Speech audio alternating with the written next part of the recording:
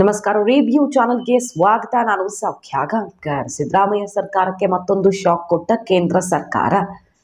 ರಾಜ್ಯ ಸರ್ಕಾರ ಮತ್ತು ಕೇಂದ್ರ ಸರ್ಕಾರಗಳ ನಡುವಿನ ಜಟಾಪಟಿ ಕೆಸರಚಾಟ ಜೋರಾಗಿರುವ ಹೊತ್ತಲ್ಲಿಯೇ ಕೋರ್ಟ್ ಮೂಲಕವೇ ರಾಜ್ಯ ಸರ್ಕಾರಕ್ಕೆ ಬಿಸಿ ಮುಟ್ಟಿಸೋದಕ್ಕೆ ಮುಂದಾಗಿದೆ ಈಗ ಕೇಂದ್ರ ಸರ್ಕಾರ. ಏನ್ ಹಾಗಾದ್ರೆ ಅಸಲಿಗೆ ಯಾರ ತಪ್ಪು ಮತ್ತೆ ಇದಕ್ಕೆ ಪರಿಹಾರ ಕಂಡುಕೊಳ್ಬೇಕಾಗಿರೋರು ಯಾರು?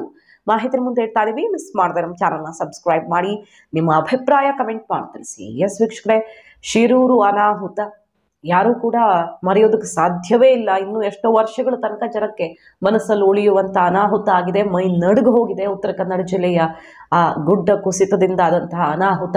ಇನ್ನೂ ಹಲವು ದೇಹಗಳು ಅಂದ್ರೆ ಉಳಿಯೋದಕ್ಕಂತೂ ಸಾಧ್ಯವೇ ಇಲ್ಲದಷ್ಟು ದಿನಗಳಾಗ್ಬೋದು. ಗೊತ್ತಿಲ್ಲ, ದೇವ್ರ ದಯೆಯಿಂದ ಏನಾದ್ರೂ ಪವಾಡಗಳು ನಡೆದು ಯಾರ್ದಾದ್ರೂ ಜೀವ ಉಳಿದಿದ್ರೆ ಅದೃಷ್ಟ, ಹಾಗಾಗಿರ್ಲಿ ಅಂತ ಆಶಿಸೋಣ.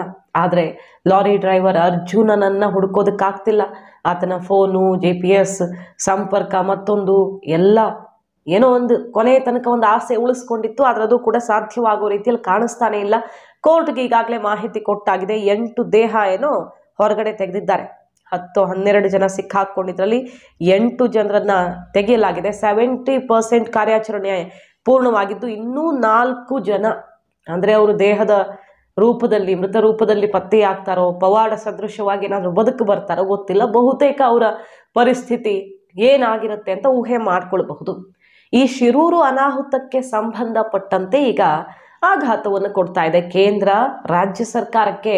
ಕೋರ್ಟ್ನಲ್ಲಿ ಈಗ ಕೇಂದ್ರ ಸರ್ಕಾರ ಶಿರೂರು ಗುಡ್ಡ ಕುಸಿತ ಪ್ರಕರಣಕ್ಕೆ ಸಂಬಂಧಪಟ್ಟಂತೆ ಕೊಟ್ಟಿರುವಂತ ಉತ್ತರ ಗಮನ ಸೆಳೀತಾ ಇರುವುದು. ಈಗ ರಾಜ್ಯ ಸರ್ಕಾರ ಕೇಂದ್ರದ ವಿರುದ್ಧ ಆರೋಪ ಮಾಡ್ತಾ ಇದೆ. ಏನಂತ? ರಾಷ್ಟ್ರೀಯ ಹೆದ್ದಾರಿ ಅಭಿವೃದ್ಧಿ ಪ್ರಾಧಿಕಾರ ಮನಸೋ ಇಚ್ಛೆ ಗುಡ್ಡ ಕೊರೆದು ರಸ್ತೆ ನಿರ್ಮಾಣ ಮಾಡಿರುವುದೇ ಇವತ್ತಾಗಿರುವಂತಹ ಅನಾಹುತಕ್ಕೆ ಕಾರಣ ಅಂತ ಆರೋಪಿಸಿತ್ತು. ಹಾಗೆ ಪ್ರಕೃತಿ ವಿಕೋಪದಿಂದ ಉಂಟಾಗಿರುವ ಶಿರೂರು ಅನಾಹುತಕ್ಕೆ ಕೇಂದ್ರ ಸ್ಪಂದಿಸ್ತಾ ಇಲ್ಲ ಅನ್ನುವಂತ ಆಕ್ರೋಶವೂ ವ್ಯಕ್ತವಾಗಿತ್ತು ರಾಜ್ಯ ಸರ್ಕಾರದ ವಿರುದ್ಧ. ಕೇಂದ್ರದ ವಿರುದ್ಧ ರಾಜ್ಯ ಸರ್ಕಾರ ಮುಗಿಬೀಳ್ತಿರೋದನ್ನ ನೋಡ್ತಿದೀವಿ. ಅಧಿಕಾರಿಗಳ ಒಳಗಡೆನೆ ಕೆಸರಚಾಟ ನೋಡ್ತಿದೀವಿ. ಅವ್ರ ತಪ್ಪು, ಇವರು ಡಿಲೇ ಮಾಡಿದ್ರು, ಒಟ್ಟಿನಲ್ಲಿ 10 ಜನರ ಜೀವ ಅಂತೂ ಹೋಗಿದೆ. ಮಣ್ಣಿನ ಅಡಿಯಲ್ಲಿ ಅವಶೇಷಗಳಾಗಿ ಬಿಟ್ಟಿದ್ದಾರೆ. ಇವತ್ತು ಅವ್ರ ಕುಟುಂಬ ಕಣ್ಣೀರಿಡ್ತಾ ಇದೆ.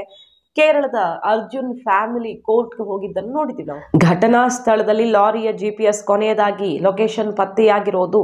ಆದ್ರೆ ಕಾರ್ಯಾಚರಣೆ ಮಾತ್ರ ಅವೈಜ್ಞಾನಿಕವಾಗಿ ವಿಳಂಬವಾಗಿ ನಡೀತಾ ಇದೆ ಅಂತ ಲಾರಿ ಚಾಲಕ ಅರ್ಜುನ್ ಕುಟುಂಬಸ್ಥರು ಆರೋಪ ಮಾಡಿದ್ದಾರೆ. ಹೈಕೋರ್ಟ್ ಮೆಟ್ಟಿಲೇರಿದ್ದಾರೆ. ರಾಜ್ಯ ಸರ್ಕಾರ ಮತ್ತು ಕೇಂದ್ರದ ವರದಿಯನ್ನೆಲ್ಲ ಈಗ ಹೈಕೋರ್ಟ್ ತರಿಸ್ಕೊಳ್ತಾ ಇದೆ. ಮತ್ತೊಂದು ಕಡೆ ಕೋರ್ಟ್ಗೆ ಕೊಟ್ಟಂತಹ ಉತ್ತರದಲ್ಲಿ ಕೇಂದ್ರ ಸರ್ಕಾರ ಹೇಳಿರೋದೇನಪ್ಪಾ ಅಂತ ಕೇಳಿದ್ರೆ, ಮೊದಲ 4 ದಿನಗಳು ಪ್ರಮುಖವಾಗಿ ಜೀವಂತವಾಗಿ ಅನ್ನೋದ್ರ ಮೇಲೆತ್ತಬೇಕು ಅಂದ್ರೆ ಕಾರ್ಯಾಚರಣೆ ಅಂತ ಅನಾಹುತಗಳು, ಪ್ರಕೃತಿ ವಿಕೋಪಗಳಾದಾಗ ಮೊದಲ ಕೆಲವು ಗಂಟೆಗಳು ಇಲ್ಲಿ ಉತ್ತರ ಕೊಟ್ಟಿರೋದು. ಮೊದಲ 4 ದಿನಗಳವರೆಗೂ ಜಿಲ್ಲಾಡಳಿತ ನಿರ್ಲಕ್ಷ್ಯ ಧೋರಣೆಯಿಂದಾಗಿ ಅಧಿಕಾರಿಗಳು ಪರಿಸ್ಥಿತಿಯ ಗಂಭೀರತೆಯನ್ನ ಪರಿಗಣಿಸದೇ ಇದ್ದ ಕಾರಣದಿಂದಾಗಿ ಇಷ್ಟು ದೊಡ್ಡ ಅನಾಹುತ ಆಗಿರೋದು. ಇಲ್ಲವಾಗಿದ್ದಲ್ಲಿ ಮೊದಲ 1, 2, 3, 4ನೆಯ ದಿನ ಸರಿಯಾಗಿ ಕಾರ್ಯಾಚರಣೆ ನಡೆದಿದ್ರೆ, ಸೀಮಿತ ಸಿಬ್ಬಂದಿ ಕಳಿಸ್ಕೊಟ್ಟಿದ್ದಾರೆ. ನೋಡಿ ಏನ್ ಹೇಳ್ತಾ ಇದೆ ಕೇಂದ್ರ ಅಂತ ಕೇಳಿದ್ರೆ, ಸೀಮಿತ ಸಿಬ್ಬಂದಿ ಮತ್ತು ಸಲಕರಣೆಗಳೊಂದಿಗೆ ರಸ್ತೆ ತೆರವು ಕಾರ್ಯವನ್ನ ಗಂಭೀರವಾಗಿ ತಗೊಳ್ಳದೆ ಲೈಟ್ ಆಗಿ ತಗೊಂಡು ಮಾಡಿದ್ರು. ಹಾಗಾಗಿ ಇವರನ್ನ ಉಳಿಸ್ಕೊಳ್ಳೋದಿಕ್ಕೆ, ಅಥವಾ ಈಗ ದೇಹನೂ ಸಿಗ್ತಾ ಇಲ್ವಲ್ಲ, ಉಳಿಸ್ಕೊಳ್ಳೋ ಮಾತಿರ್ಲಿ, ಅವರ ದೇಹ ಕೂಡ ಪತ್ತೆಯಾಗ್ತಿಲ್ಲ. ಈ ರೀತಿಯ ನಿರ್ಲಕ್ಷ್ಯದ ಕಾರ್ಯಾಚರಣೆ ಸೀಮಿತ ಸಿಬ್ಬಂದಿ ಮತ್ತು ಸಲಕರಣೆಗಳೊಂದಿಗೆ ಮಾಡಿದ ಕಾರಣದಿಂದಾಗಿಯೇ ಇಷ್ಟು ದೊಡ್ಡ ಸಮಸ್ಯೆಗೆ ದಾರಿಯಾಯಿತು ಅಂತ ಕೇಂದ್ರ ಸರ್ಕಾರ, ಕರ್ನಾಟಕ ಸರ್ಕಾರದ ವಿರುದ್ಧ ಕಾಂಗ್ರೆಸ್ ಸರ್ಕಾರ ಇದನ್ನು ನಿಭಾಯಿಸಿರೋ ವಿಚಾರಗಳಿಗೆ ಸಂಬಂಧಪಟ್ಟಂತೆ ಒಂದು ರಿಪೋರ್ಟ್ ಅನ್ನ ಕೊಟ್ಟಿದೆ. ಸೊ ಮತ್ತೊಂದು ಹಂತಕ್ಕೆ ಹೋಗ್ತಾ ಇದೆ. ಈಗ ರಾಜ್ಯ ಸರ್ಕಾರ ರಸ್ತೆಯ ವೈಜ್ಞಾನಿಕತೆಯ ಬಗ್ಗೆ ಆರೋಪ ಮಾಡ್ತಾ ಇದ್ರೆ, ಕೇಂದ್ರ ಸರ್ಕಾರ ಇಲ್ಲಿನವರು ಬಹಳ ದೊಡ್ಡ ನಿರ್ಲಕ್ಷ್ಯವನ್ನ ತೋರಿ ಈಗ ಬೆರಳು ತೋರಿಸ್ತಿದ್ದಾರೆ ಅಂತ ಗುಡುಗಿರೋದು ಮತ್ತು ರಿಪೋರ್ಟ್ ಅನ್ನ ಕೋರ್ಟ್ನ ಮುಂದೆ ಇಟ್ಟಿರೋದು. ಸೊ ಯಾರ ತಪ್ಪು ಯಾರು ಒಪ್ಪು ಅನ್ನೋದು ಗೊತ್ತಿಲ್ಲ. ಜಟಾಪಟಿ ಅಂತೂ ನಡೀತಾ ಇದೆ. ಅಲ್ಲಿ ಕಣ್ಣೀರ್ ಹಾಕ್ತಾ ಇವೆ ಕುಟುಂಬಗಳು. ಕೊನೆಯ ಪಕ್ಷ ಅವ್ರ ಅಂತ್ಯಕ್ರಿಯೆನಾದ್ರೂ ಮಾಡ್ತೀವಿ ಅಂತ ಹೇಳಿದ್ರೆ ಅದಕ್ಕೂ ಅವಕಾಶ ಸಿಗದಂತಹ ಪರಿಸ್ಥಿತಿ ಇದೆ. ಇದೇನು 1 ವರ್ಷ ಇಷ್ಟು ದೊಡ್ಡ ಘಟನೆ ಆಗಿದ್ದಕ್ಕೆ ಎಲ್ಲರೂ ಎಚ್ಚೆತ್ಕೊಂಡ್ರು. ಆದ್ರೆ ಪ್ರತಿ ವರ್ಷ ಅಲ್ಲೊಂದು ಇಲ್ಲೊಂದು ಆಗ್ತಾನೆ ಇರುತ್ತೆ. ಇದಕ್ಕೆಲ್ಲ ಪರಿಹಾರ ಏನು? ಪ್ರಕೃತಿಯ ಸವಾಲುಗಳಿವೆಲ್ಲ. ಪ್ರಕೃತಿ ವಿಕೋಪ ನಡೆಯುತ್ತೆ, ಮಳೆ ಬಂದಾಗ ನಾವೇನು ಮಾಡೋಕ್ಕಾಗುತ್ತೆ ಅಂತ ಕೇಳಬಹುದು. ಆದರೆ ಅನಾಹುತಗಳನ್ನು ತಪ್ಪಿಸಬಹುದು, ವೈಜ್ಞಾನಿಕವಾಗಿ ಪ್ಲಾನ್ ಮಾಡುವ ಮೂಲಕ ತಪ್ಪಿಸಬಹುದು. ಅದಕ್ಕೆ ಪರಿಹಾರ ಮನಸ್ಸಿದ್ದಲ್ಲಿ ಮಾರ್ಗ ಇದ್ದೇ ಇದೆ.